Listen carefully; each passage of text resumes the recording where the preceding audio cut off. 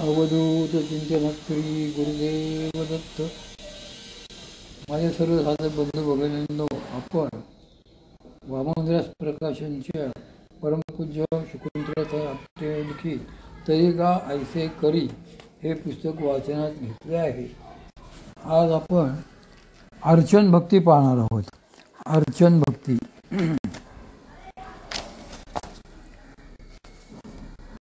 भक्तिशास्त्रात पादसेवन भक्तीच्या संदर्भात सगळ्यात मोठे उदाहरण श्री हनुमंताचे किंवा बळीराजाचे दिले जाते. श्री हनुमंतांनी आपली जागा सतत श्री भगवंतांच्या पायांशी असावी अशी मागणी केली होती. त्यांनी कधीही देवांना मी तुमच्या शेजारी बसू का असे म्हटले नाही, तर माझी जागा सतत श्री भगवंतांच्या चरणांपाशी असावी अशीच त्यांची इच्छा होती. हे असे ज्याला जमले त्यालाच सगळे जमले. यानंतरची 5वी पायरी म्हणजे अर्चन भक्ती. श्री भगवंतांचे श्री सद्गुरूंचे पादसेवन करता करता कधीतरी असे मनात येते की आपण आपल्या जवळचे, आपल्याला सगळ्यात प्रिय असलेले जे काही असेल ते श्री भगवंतांना, श्री सद्गुरूंना अर्पण करावे, त्यांचे मनोभावे पूजन करावे आणि तीच अर्चन भक्तीची सुरुवात असते. त्यासाठी एक मोठी सुरेख गोष्ट आहे, ती सांगते. एकदा श्री नारद मुनी असे श्री भगवंतांपाशी आले आणि त्यांना विचारले की देवा, आपल्या सगळ्या गोतावळ्यात आपल्यावर सगळ्यात जास्त प्रेम कोणाचे आहे? एवढ्या 16,108 राण्यांमधून आपल्यावर सगळ्यात जास्त प्रेम करणारी राणी कोणती आहे? आणि समजा प्रत्येकीचेच आपल्यावर आत्यंतिक प्रेम असले तरीही आपल्याला प्रिय वाटणारी त्यातील कोण? त्यावर श्री भगवंत हसून म्हणाले की ठीक आहे, तुम्हाला हे बघायचे आहे का?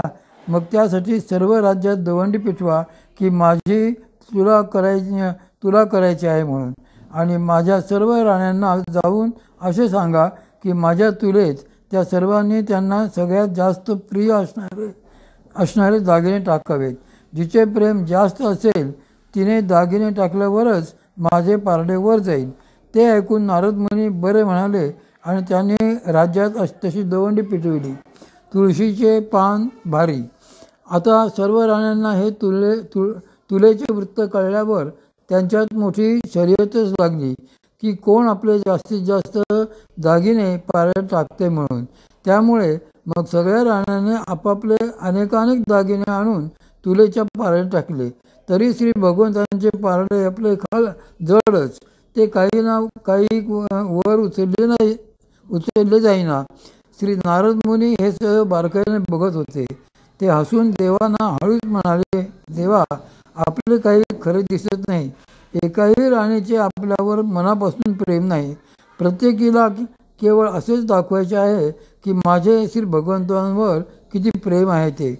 त्यावर श्री भगवंतही हसून म्हणाले, अहो थांबा, अजून रुक्मिणी देवी यायचे राहिलेले आहेत, त्यांना बोलवा. त्याप्रमाणे मग रुक्मिणी देवींना बोलावणे गेले. त्या पूजा करत बसलेल्या होत्या. निरोप मिळताच त्या पूजेतून तशाच लगबगीने उठून आल्या. तुलेपाशी आल्यानंतर त्यांनी अगोदर देवांचे पाय धुतले, त्यांची पूजा केली आणि मग त्यांना हात जोडून विनंती केली की देवा, मी जे काही पारड्यात टाकते आहे त्याचा स्वीकार करावा. रुक्मिणी देवींनी तशी विनंती केल्यावर देवांनाही हसून तथास्तु म्हटले. त्याबरोबर रुक्मिणी देवींनी सोबत आणलेले तुळशीचे एक पान तुलेत अर्पण केले. आश्चर्य म्हणजे त्यांनी ते पान पारड्यात टाकल्याबरोबर ते पारडे जडावून खाली गेले. म्हणजे आपल्याला श्री भगवंतांना जर काही मनापासून अर्पण करायचे असेल तर त्यासाठी काही फार मोठ्या गोष्टी लागत नाही, तर त्यासाठी फक्त स्वतःच्या मनात श्री भगवंतांबद्दल निष्कपट प्रेम असावे लागते. असे प्रेम जर श्री भगवंतांना कुणी अर्पण केले तर त्याच्या इतके दुसरे काहीही त्यांना प्रिय नसते.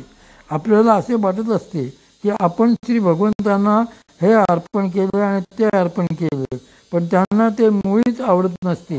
आणि हेच रुक्मिणी देवींनी श्री नारद मुनींना सांगितले होते. भक्ताचे खरे भक्त श्री भगवंतच आहेत, हेही त्यांनी एके प्रसंगी श्री नारद मुनींना दाखवून दिले होते. श्री भगवंत हे भक्तांचे भक्त. एके दिवशी रुक्मिणी देवी श्री नारद मुनींना म्हणाल्या की हे मुनीवर, श्री भगवंत रोज त्यांच्या महालात जाऊन एकांतात तासभर काहीतरी देवपूजन करीत असतात. तेथून बाहेर आल्यानंतर त्यांना जर विचारले की देवा तुम्ही आत एवढं काय करता, तर त्यावर आत माझी पूजा अर्चा चालते एवढेच ते सांगतात.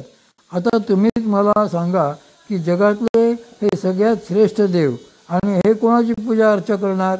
त्यावर श्री नारद मुनीही आश्चर्याने म्हणाले की खरेच मलाही हा प्रश्न पडला आहे, बघूया तरी. म्हणून एके दिवशी देवांची एकांतात पूजा चाललेली असताना श्री नारद मुनी मुद्दामच त्यांच्या महालाचे दार लोटून आत गेले.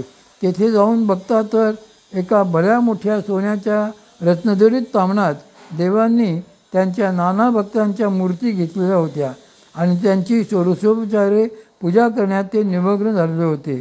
श्री नारद मुनींना श्री भगवंतांचे ते भक्तप्रेम बघून अश्रू अनावर झाले. समर्थांची कांता श्री भगवंतांना असे त्यांचे अनन्य भक्तच अत्यंतिक प्रिय असतात. येथे श्री माऊलीही ते सांगत आहेत.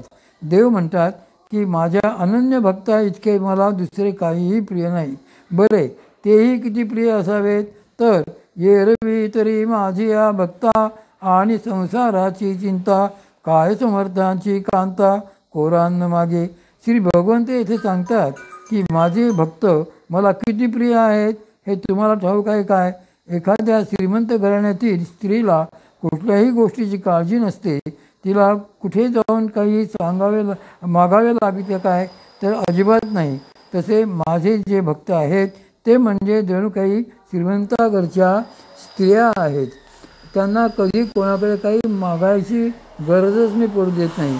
पण कसे आहे की आणि संसाराची चिंता, येथेच यातली खरी मेघ आहे. श्री भगवंतांचे अनन्य भक्त म्हणून